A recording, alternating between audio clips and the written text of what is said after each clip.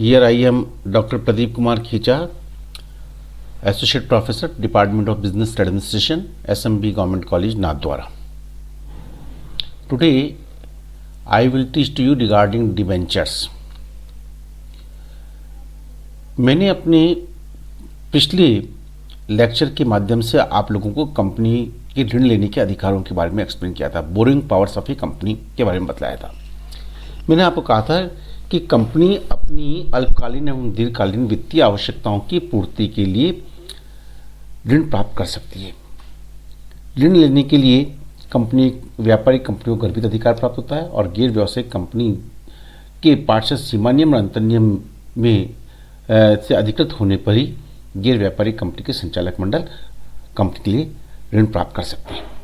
ऋण लेने की बहुत सी मेथड हैं, जिसमें बैंक से अधिविकर्ष, विनिमय पत्र, हुंडी, प्रतिज्ञा पत्र के आधार पर संपत्तियों को बंधक पर रखकर, टाइटल डीड को बंधक पर रखकर, अनकॉल्ड अप कैपिटल पर प्रभार उत्पन्न करके, ऋण पत्रों के निर्गमन के द्वारा, बुक डेट्स के प्रभार के द्वारा, ख्याति, पेटेंट, व्यापारिक चिन्ह, कॉपीराइट इत्यादि पर प्रभार उत्पन्न करके, जनता से निक्षेप प्राप्त करके, याचित लेकिन अदत्त भाग पर प्रभार उत्पन्न करके और बैंकों से नगद उतार कैश क्रेडिट के आधार पर ऋण लिया जा सकता है।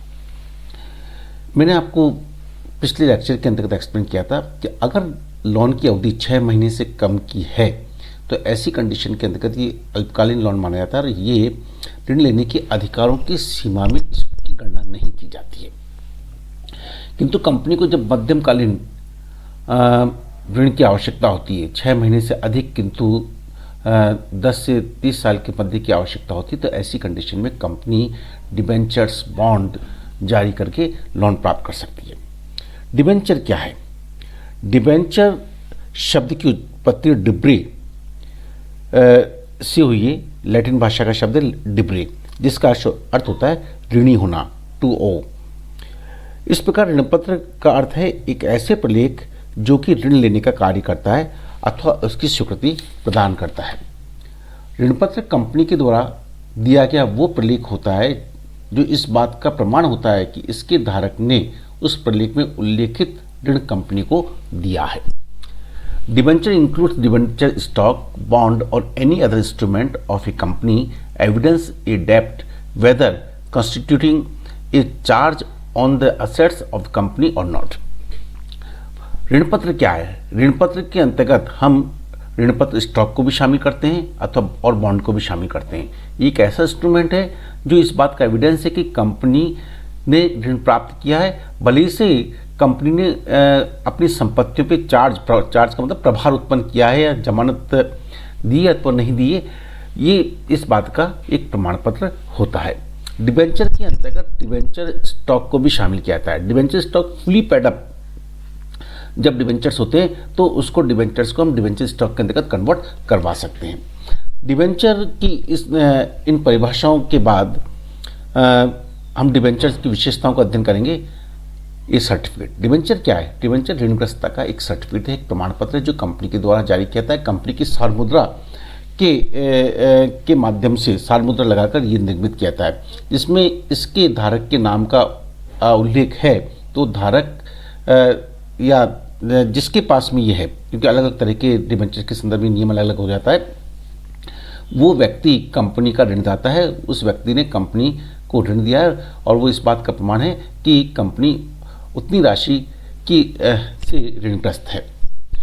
इसके द्वारा प्रमाणित किया जाता है कि कंपनी उस पर उल्लिखित राशि के लिए ऋणी है। इस प्रलेख पर ब्याज की दर और ब्याज के भुगतान के समय का उल्लेख भी होता है। इसमें जिन बातों का हम समावेश करते हैं, कंटेंट्स के अंतर्गत हम इस बात को बताते हैं। इट कंटेंट सर्टेन, इसके अंतर्गत जो हम सर्टेन बातों को एक्सप्लेन करते हैं वो ये इसमें आता है कि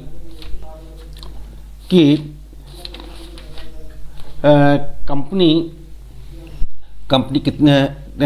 कितनी राशि की ऋणी है, किस ब्याज दर पर कंपनी ने लोन प्राप्त किया है, डेट ऑफ इशू कब इसको इशू किया गया है, नेम ऑफ द कंपनी का नाम क्या है, अमाउंट क्या है, और रेट ऑफ इंटरेस्ट क्या है, मोड ऑफ द पेमेंट क्या रहेगा, इंटरेस्ट का मोड ऑफ पेमेंट क्या रहेगा, सिग्नेचर ऑफ डायरेक्टर्स। देखिए इस ऋण पत्र प्रमाण पत्र के अंतर्गत डायरेक्टर्स के सिग्नेचर किए जाते हैं ऑथराइज्ड पर्सन्स के, और ऑथराइज्ड पर्सन के सिग्नेचर्स में किए जाते हैं और कंपनी की कॉमन सील के माध्यम से जारी किया जाता है। Issue of certificate with in the specific time.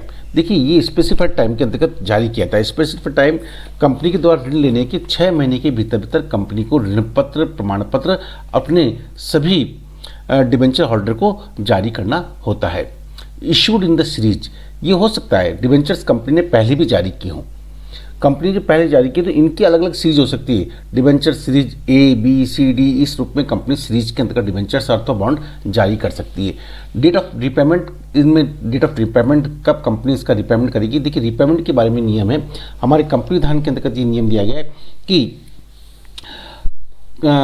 सुरक्षित ऋण पत्रों के शोधन की तिथि उसके निर्गमन से 10 वर्ष से अधिक की नहीं होनी चाहिए, किंतु कंपनी अपने इंफ्रास्ट्रक्चर डेवलपमेंट के लिए, अपनी इंफ्रास्ट्रक्चर प्रोजेक्ट्स के लिए ऋण पत्र का निर्माण करती है तो ये अवधि 30 वर्ष तक की हो सकती है।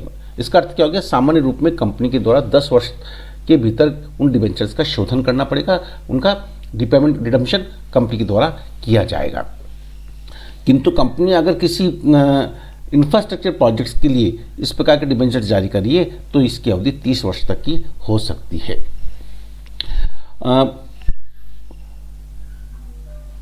डिबेंचर्स में पेमेंट ऑफ इंटरेस्ट के बारे में लिखा था कि किस प्रकार से कंपनी इंटरेस्ट का पेमेंट करेगी। देखिए रजिस्टर्ड डिबेंचर होल्डर को उसको कंपनी के रजिस्टर के अंतर्गत जिस व्यक्ति के नाम का उल्लेख होता है उनको डिबेंचर्स के इंटरेस्ट का पेमेंट किया जाता है, और वाहक की दशा के अंतर्गत कंपनी प्राय कूपन लगा देती है और कूपन के माध्यम से इंटरेस्ट का रिपेमेंट किया जाता है। डिबेंचर सिक्योर्ड और अनसिक्योर्ड हो सकते हैं। सिक्योर्ड डिबेंचर जो कंपनी की संपत्ति पर प्रभावित किए गए हैं, कंपनी की संपत्ति को प्रभावित करके जब कंपनी डिबेंचर्स जारी करती है तो वो सिक्योर्ड डिबेंचर्स के नाम से जाने जाते हैं। अनसिक्योर्ड जिसमें कंपनी की संपत्ति को प्रभावित नहीं किया गया है। डिबेंचर होल्डर को किसी प्रकार का वोटिंग राइट प्राप्त नहीं होता है, क्योंकि डिबेंचर होल्डर कंपनी के ऋणदाता हैं, वो कंपनी के सदस्य नहीं हैं। आगे मैं इस बात को एक्सप्लेन करूंगा। सदस्य और ऋणदाता के बीच में अंतर होता है। सदस्य अंशधारी कंपनी का सदस्य होता है और सदस्य होने के नाते उसको कंपनी की सभाओं में मताधिकार का अधिकार प्राप्त होता है, जबकि ऋणदाता कंपनी का ऋणपत्र धारक कंपनी का ऋणदाता होता है और ऋणदाता होने के नाते वो कंपनी का सदस्य नहीं होता है, इसलिए उसको किसी प्रकार के वोटिंग राइट प्राप्त नहीं होती है। डिबेंचर्स कन्वर्टेबल और नॉन कन्वर्टेबल दोनों ही रूप में हो सकते हैं। कन्वर्टेबल का मतलब परिवर्तनशील, ऐसे डिबेंचर्स जिनका परिवर्तन कंपनी की अंश पूंजी में बताए गए निर्गमन के समय जो शर्तें रखी गई हैं उन शर्तों के तहत उनका परिवर्तन कंपनी की अंश पूंजी में हो जाएगा। ऐसी डिबेंचर्स को हम परिवर्तनशील डिबेंचर्स के नाम से, ऋणपत्र के नाम से पुकारते हैं। और नॉन कन्वर्टेबल डिबेंचर्स वो डिबेंचर्स होते हैं जिनका कन्वर्जन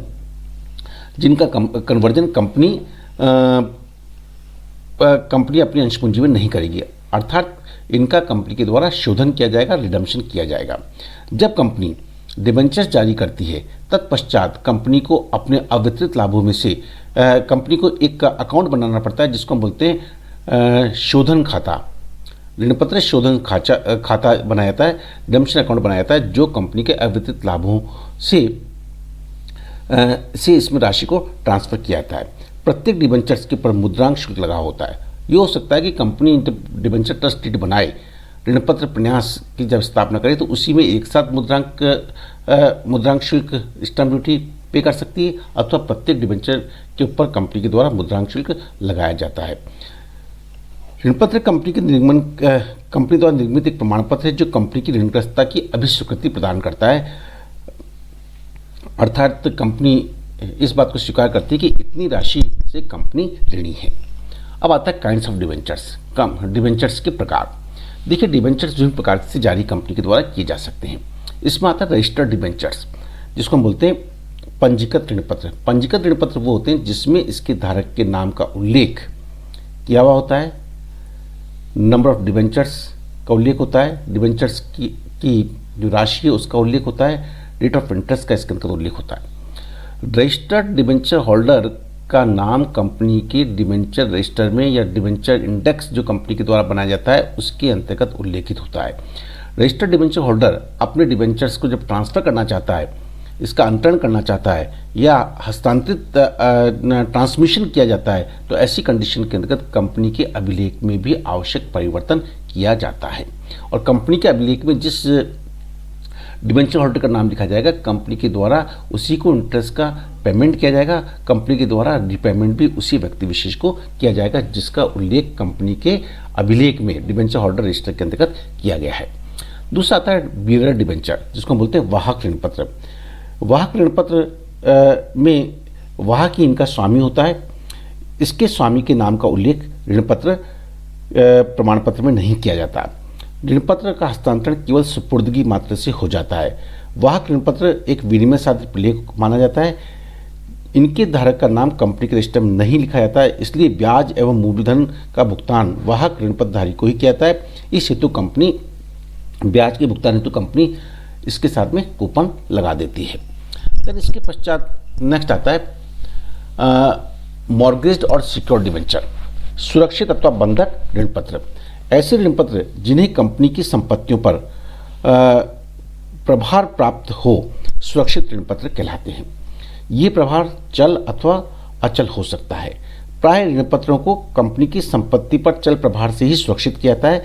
यदि कंपनी ऋण पत्रधारियों को ब्याज अथवा मूलधन के भुगतान में त्रुटि करती है, तो ऐसी कंडीशन के अंतर्गत ऋण पत्रधारी बंधक में रखी हुई संपत्ति के विक्रय से राशि प्राप्त करके अपना ब्याज एवं मूलधन राशि को प्राप्त कर सकता है। इसलिए इसको हम बोलते हैं सिक्योर्ड डिबेंचर्स।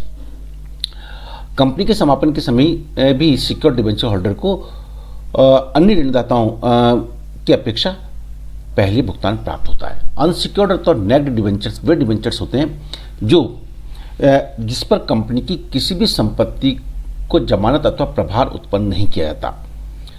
मतलब बिना प्रभार उत्पन्न किए जब कंपनी के द्वारा डिबेंचर्स जारी किए जाते हैं, तो ऐसे डिबेंचर्स को हम नग्न ऋण पत्र, असुरक्षित ऋण पत्र अथवा साधारण ऋण पत्र के नाम से पुकारते हैं। इन डिबेंचर होल्डर को पूंजी के पुनर्भुगतान पहले सिक्योर्ड डिबेंचर होल्डर को भुगतान करने के पश्चात बची हुई राशि में से, बची हुई संपत्ति में से किया जाता है। देन आता है रिडीमेबल डिबेंचर्स, विमोचनशील ऋण पत्र। प्राय ऋण पत्र एक निश्चित अवधि के लिए निर्मित किया जाता है, इसलिए निश्चित अवधि के समाप्त होने के पश्चात कंपनी के द्वारा इनका भुगतान कर दिया जाता है। ऐसे ऋण पत्रों को हम विमोचनशील अथवा शोध्य ऋण पत्र के नाम से पुकारते हैं। ये प्राय 10 वर्ष की अवधि के लिए जारी किए जाते हैं, किंतु संस्थागत परियोजना, जैसे कि भी मैंने आप लोगों को बताया कि जब कंपनी अपने इंफ्रास्ट्रक्चर प्रोजेक्ट के डेवलपमेंट के लिए ऋण प्राप्त करती है, तो ऐसे ऋण पत्रों को 30 वर्ष तक की अवधि तक के लिए भी जारी किया जा सकता है। सामान्य रूप में विमोचनशील जो ऋण पत्र होंगे उनका विमोचन 10 वर्ष की अवधि के भीतर कंपनी के द्वारा किया जाएगा, जो कि इसके निर्बंध की शर्तों के साथ में एक्सप्लेन किया गया है। और विशिष्ट परिस्थिति जो कि इंफ्रास्ट्रक्चर प्रोजेक्ट से रिलेटेड हो सकती है, उसमें 30 वर्ष तक की अवधि के लिए, अधिकतम 30 वर्ष तक की अवधि के लिए ऐसे डिबेंचर जारी किए जाते हैं और उनका शोधन फिर 30 वर्ष की अवधि के भीतर ही किया जाता है। अविमोचनशील ऋण पत्र, जिन ऋण पत्रों का भुगतान कंपनी अपने जीवन काल में नहीं करती है, बल्कि कंपनी के समापन पर ही इस प्रकार का भुगतान किया जाता है, तो उसको हम अविमोचनशील ऋण पत्र कहते हैं। परंतु इस पर ब्याज का भुगतान नियमित रूप से कंपनी के द्वारा किया जाता है। यदि ब्याज देने में कंपनी कोई त्रुटि करती है, किसी प्रकार की गड़बड़ी करती है, तो इनका भुगतान कंपनी के जीवन काल में भी कराया जा सकता है। अब कंपनी ऐसे ऋण पत्रों का निर्माण नहीं कर सकती, क्योंकि कंपनी एक्ट के अंतर्गत 10 साल और 30 साल की अवधि निश्चित कर रखी है। इसलिए अब इररिडीमेबल डिबेंचर्स कंपनी के द्वारा जारी नहीं किए जाते हैं। नेक्स्ट आता है कन्वर्टेबल डिबेंचर्स, परिवर्तनशील ऋण पत्र। परिवर्तनशील ऋण पत्र वे ऋण पत्र होते हैं जिनके धारक को यह अधिकार प्राप्त होता है कि वह चाहे तो एक निश्चित अवधि के पश्चात अपने ऋण पत्रों को साधारण अथवा पूर्वाधिकारी अंशों में परिवर्तित करा सके। यदि ऐसे ऋण पत्र एक बार अंशों में परिवर्तित कर लिया जाते हैं, तो पुनः उन्हीं ऋण पत्रों में परिवर्तित नहीं किया सकता। मतलब ये ऋण पत्र किस में कन्वर्ट हो गए? कंपनी के अंश पूंजी में कन्वर्ट हो गए, समता अंश पूंजी के अंतर्गत कन्वर्ट हो गए। वापस इनको ऋण पत्र में कन्वर्ट नहीं किया जा सकता। ये फुली कन्वर्टेबल भी हो सकते हैं और पार्टली कन्वर्टेबल भी हो सकते हैं। फुली कन्वर्टेबल मतलब पूरे जो डिबेंचर्स हैं, पूरी राशि जो है उसको कंपनी के शेयर्स के अंदर कन्वर्ट कर लिया। पार्टली उसका एक हिस्सा तो कन्वर्ट कर लिया और रिमेनिंग हिस्सा रिडीमेबल हो सकता है। नॉन कन्वर्टेबल डिबेंचर्स वे डिबेंचर्स होते हैं जिनका कन्वर्जन कंपनी के द्वारा अंश पूंजी में नहीं किया था, अपितु कंपनी के द्वारा उनका शोधन एक निश्चित अवधि के पश्चात जो कि इसके निर्माण की शर्तों के साथ तय की गई है उसके भीतर इनका रिडम्पशन कंपनी के द्वारा किया जाता है। ठीक इसी प्रकार से फिर आता है फर्स्ट डिबेंचर्स। फर्स्ट डिबेंचर्स वो होते हैं जिसमें रिडम्पशन के समय इनको प्रायोरिटी दी जाती है, पहले इनको भुगतान किया जाएगा, तत्पश्चात अन्य ऋणदाताओं को भुगतान किया जाएगा। जिन ऋणपत्रों का भुगतान अन्य ऋणपत्रों की अपेक्षा प्राथमिकता के आधार पर किया जाता है उनको हम प्रथम ऋणपत्र कहते हैं। द्वितीय ऋणपत्र सेकंड डिबेंचर्स, जिन ऋणपत्रों का भुगतान प्रथम ऋणपत्र के भुगतान के पश्चात किया था उनको हम सेकंड डिबेंचर्स के नाम से पुकारते हैं। तो ये थे डिबेंचर्स के प्रकार। अब हम लेते हैं provisions regarding issue of debentures. देखिए, power to issue of debentures के बारे में नियम दिया गया कि प्रत्येक कंपनी को डिबेंचर्स निगमन का अधिकार कंपनी के डिबेंचर निगमन का अधिकार दिया गया है। अब प्रश्न उठता है कि डिबेंचर्स निगमन का अधिकार किसको है? कंपनी के संचालक मंडल को कंपनी के ऋणपत्र निगमन का अधिकार प्राप्त होता है। कोई भी कंपनी समता अंशों में परिवर्तन के विकल्प वाले ऋणपत्र अथवा परिवर्तनीय ऋणपत्र भी जारी कर सकती है और ये फुली कन्वर्टेबल हो सकते हैं या पार्टली कन्वर्टेबल भी हो सकते हैं। किंतु कोई भी कंपनी समता अथवा साधारण अंशों के परिवर्तन के विकल्प वाली ऋणपत्रों का निगमन तभी कर सकती है जबकि साधारण सभा में इस हेतु स्पेशल रिजर्वेशन कंपनी के द्वारा पारित कर दिया गया हो। देखो, सामान्य रूप में ऋणपत्र निगमन का अधिकार कंपनी के संचालक मंडल को प्राप्त होता है और संचालक मंडल को यह अधिकार कंपनी के पार्षद सीमा नियम और अंतर नियम के द्वारा अधिकृत होने पर प्राप्त होता है। अब प्रश्न उठता है कि क्या कंपनी कन्वर्टेबल डिबेंचर जारी कर सकती है अथवा नहीं कर सकती? पार्टली कन्वर्टेबल या fully convertible? Company partly convertible और फुली कन्वर्टेबल डिबेंचर जारी कर सकती है अपने पार्षद अंतर नियम में बताई गई शक्तियों के आधार पर, किंतु इसके लिए साधारण सभा में विशेष प्रस्ताव पारित करने की आवश्यकता होती है। किसी भी दशा में कोई भी कंपनी वोटिंग राइट वाले डिबेंचर्स जारी नहीं कर सकती, क्योंकि मैंने आप लोगों को पूर्व में बताया कि ऋणपत्रधारी कंपनी का ऋणदाता होता है, वो कंपनी का सदस्य नहीं होता, इसलिए इनको किसी प्रकार का वोटिंग राइट प्राप्त नहीं होता है। फिर आता है सिक्योर डिबेंचर्स। कोई भी कंपनी सुरक्षित अंशों का निगमन निर्धारित की गई शर्तों के पालन करके कर सकती है। इनके संदर्भ में कंपनी को एक डिबेंचर ट्रस्टी तैयार करना पड़ता है। इसके लिए डिबेंचर ट्रस्टी की नियुक्ति की जाती है जो सेक्शन 71 के अंतर्गत एक्सप्लेन किया गया है। इसके बारे में मैं आप लोगों को कुछ महत्वपूर्ण बातें यहाँ पर एक्सप्लेन करना चाहूँगा। देखिए, ऋणपत्र, इसके लिए कंपनी को एक डिबेंचर ट्रस्ट डीड तैयार करना पड़ता है और डिबेंचर ट्रस्ट डीड के पीछे जो लॉजिक है सेक्शन 71 के अंतर्गत इसके बारे में जो नियम दिया गया है उसको मैं यहाँ पर संक्षिप्त में आपको एक्सप्लेन कर रहा हूँ कि जब कंपनी सार्वजनिक अभिधान हेतु जनता को निर्मित किए जब ऋणपत्र सार्वजनिक अभिधान हेतु जनता को निर्मित किए जाते हैं तो कंपनी अलग अलग एवं छोटे छोटे धारकों के लिए पृथक पृथक प्रभार पत्र न देकर एक संयुक्त रूप से डिबेंचर ट्रस्ट डीड तैयार करवा देती है। क्योंकि क्या होगा, देखिए, मान लीजिए मैंने 5 डिबेंचर लिए, किसी ने 20 लिए, किसी ने 25 लिए, किसी ने 2 लिए, किसी ने 50 लिए, तो सभी डिबेंचर होल्डर को अलग अलग प्रभार पत्र कंपनी के द्वारा जारी किए जाए, ये कंपनी के लिए एक टेक्निकली भी कंपनी के लिए दिक्कत उत्पन्न कर सकता है। इसलिए कंपनी विधान की धारा 71 के अंतर्गत ये नियम दिया गया कि कंपनी एक प्रन्यास लेख ट्रस्ट डीड तैयार कर लेती है और इस हेतु ऋणपत्रधारियों के हितों की सुरक्षा एवं प्रभावित संपत्तियों के संरक्षण के लिए प्रन्यासों की नियुक्ति कंपनी के द्वारा की जाती है। प्राय बैंक, बीमा कंपनियां एवं विनियोग ट्रस्ट के प्रन्यासियों ट्रस्ट के लोगों को ही प्रन्यासियों के रूप में नियुक्त किया जाता है।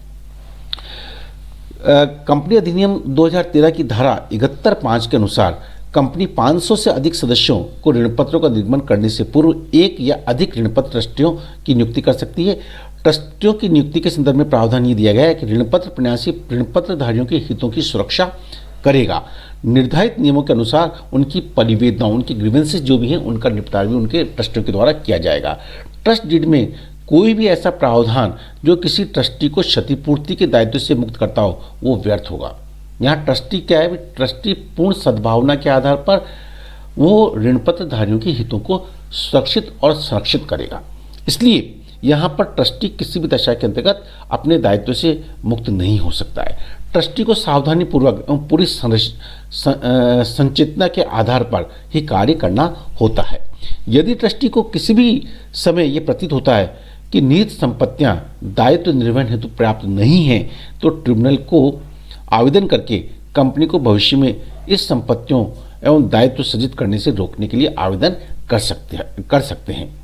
ट्रिब्यूनल कंपनी को सुनवाई का अवसर प्रदान करता है और कंपनी पर आगे दायित्व सृजित करने पर रोक लगा सकता है। यदि ट्रिब्यूनल के आदेश की पालना कंपनी के द्वारा या कंपनी के अधिकारियों के द्वारा नहीं की जाती है, तो प्रत्येक दोषी अधिकारी को 3 वर्ष के कठोर कारावास या कम से कम 2 लाख रुपए और अधिकतम 5 लाख रुपए तक के अर्थदंड अथवा दोनों ही प्रकार की सजा से दंडित किया जा सकता है। केंद्रीय सरकार ट्रस्ट डीड के अंतर्गत ऋणपत्रों को सुरक्षित करने एवं इनके निरीक्षण करने के संबंध में आवश्यक नियम एवं प्रक्रिया तय कर सकती है। केंद्रीय सरकार ऋणपत्रों के विमोचन के लिए संचित कोष बनाने के संबंध में भी नियम एवं प्रक्रिया को निर्धारित कर सकती है। ये डिबेंचर ट्रस्ट डीड के संदर्भ में आप लोगों को यह बताया गया कि जब कंपनी सिक्योर्ड डिबेंचर जारी करती है तो कंपनी को डिबेंचर ट्रस्ट डीड तैयार करवाना होगा और ट्रस्ट डीड के संदर्भ में ट्रस्टियों की नियुक्ति कंपनी के द्वारा की जाएगी। Creation of debentures redemption reserve account, अभी मैंने आप लोगों को ये बात बताया कि कंपनी जब डिबेंचर जारी करती है तो कंपनी को डिबेंचर रिडम्पशन रिजर्व अकाउंट बनाना पड़ता है, जो कंपनी के अवितरित लाभों में से सृजित किया जाता है। अपॉइंटमेंट ऑफ डिबेंचर ट्रस्टी, मैंने अभी अपॉइंटमेंट ऑफ डिबेंचर ट्रस्टी के बारे में आप लोगों को एक्सप्लेन किया है कि जो बैंक, बीमा और विनियोग कंपनियों से संबंधित व्यक्ति होते हैं, इनको डिबेंचर ट्रस्टी के रूप में इनको नियुक्त किया जाता है। ये व्यक्ति पूर्ण सद्भावना के आधार पर डिबेंचर होल्डर के हितों का सुरक्षित करने का कार्य करते हैं। Payment of interest and redemption का प्रत्येक कंपनी को जो डिबेंचर जारी करते समय ब्याज की दर तय की गई है एवं रिपेमेंट के संदर्भ में जो नियम बनाए गए हैं, उनके तहत कंपनी को इंटरेस्ट और रिडम्पशन का कार्य कंपनी को करना पड़ता है। अगर कंपनी इसमें त्रुटि करती है तो यहाँ पर ऋणपत्रधारी ट्रिब्यूनल को आवेदन करके कंपनी का अनिवार्य समापन भी करवा सकता है। Enforceable contract to take up and pay off debenture, यहाँ पर मैं आप लोगों को बताना चाहता हूँ कि किसी भी कंपनी के साथ ऋणपत्र लेने एवं उसके भुगतान करने के लिए किए गए अनुबंध को न्यायालय के निर्दिष्ट निष्पादन के आदेश के द्वारा प्रवर्तित करवाया जा सकता है, मतलब इनको एनफोर्स करवाया जा सकता है स्पेसिफिक परफॉर्मेंस के लिए। सेंट्रल गवर्नमेंट को इसके संदर्भ में पावर्स प्रदान की गई है। पावर्स टू प्रेस्क्राइब प्रोसीजर की सेंट्रल गवर्नमेंट ऋणपत्रों के निर्गमन को सुरक्षित करने की प्रक्रिया को निर्धारित कर सकती है। ऋणपत्र प्रन्यास विलय के प्रारूप को निर्धारित करने की शक्ति केंद्र सरकार को दी गई है। इस हेतु केंद्र सरकार ने फॉर्म संख्या SH-12 निर्धारित कर रखा है। ऋणपत्रधारियों के द्वारा ऋणपत्र प्रन्यास विलय के निरीक्षण एवं उसकी प्रति प्राप्त करने की प्रक्रिया केंद्र सरकार के द्वारा निर्धारित की जा सकती है। ऋणपत्र शोधन संचय राशि को निर्धारित करने की प्रक्रिया एवं शक्ति केंद्र सरकार को दी गई है एवं अन्य मामलों को जिसे वह उपयुक्त समझती केंद्र सरकार, उसको निर्धारित करने की शक्ति भी केंद्र सरकार को इस संदर्भ में प्रदान की गई है। अब आता है कि what is the remedies regarding rights and remedies of the debenture holder. Debenture holder के पास में क्या क्या रेमिडीज हैं। अगर अनसिक्योर्ड हमारे पास में ऋणपत्रधारी हैं तो उनको क्या क्या रेमिडीज प्राप्त है। अनसिक्योर्ड डिबेंचर होल्डर वह अपने मूलधन और ब्याज की राशि को वसूलने के लिए कंपनी के ऊपर वाद दायर कर सकता है, न्यायालय को अनिवार्य समापन के लिए आवेदन कर सकता है और समापन की प्रक्रिया चल रही है तो ऋणपत्र पर अपना दावा, ऋणों के संदर्भ में अपना दावा वो प्रस्तुत कर सकता है निस्तारक के सम्मुख। अगर कंपनी के लोन सिक्योर्ड हैं, सिक्योर्ड और मॉर्गेज हैं, तो ऐसी कंडीशन के अंतर्गत सिक्योर्ड डिबेंचर होल्डर को यह अधिकार दिया गया है कि वह मूलधन और ब्याज के लिए कंपनी के ऊपर वाद दायर कर सकता है। कंपनी के अनिवार्य समापन के लिए भी ट्रिब्यूनल के सम्मुख आवेदन कर सकता है। ऋणपत्रधारियों के प्रन्यासों के द्वारा कंपनी के समापन के लिए वाद प्रस्तुत किया जा सकता है। कंपनी की संपत्तियों के विक्रय के लिए वाद प्रस्तुत किया जा सकता है क्योंकि उनका भुगतान, उनकी शोधन राशि का शोधन नहीं किया जा रहा है कंपनी के द्वारा। ऋणपत्रों के शोधन के लिए कंपनी के द्वारा संपत्तियों के विक्रय पर रोक लगाई जा सकती है जिनको प्रभावित किया गया है। ट्रस्ट डीड के द्वारा अधिकृत होने पर लिक्विडेटर की नियुक्ति सकता है और उसके माध्यम से प्रभावित संपत्तियों को बिकवाकर अपनी राशि को प्राप्त कर सकता है। प्रभावित संपत्तियों से ऋण की पूरी वसूली न होने पर शेष राशि के लिए वह कंपनी पर वाद दायर कर सकता है। तो ये था डिबेंचर्स के संबंध में क्या क्या कंपनी विधान के अंतर्गत प्रोविजंस दिए गए, इनके बारे में मैंने आप लोगों को अभी एक्सप्लेन किया है इस लेक्चर के माध्यम से। Thank you.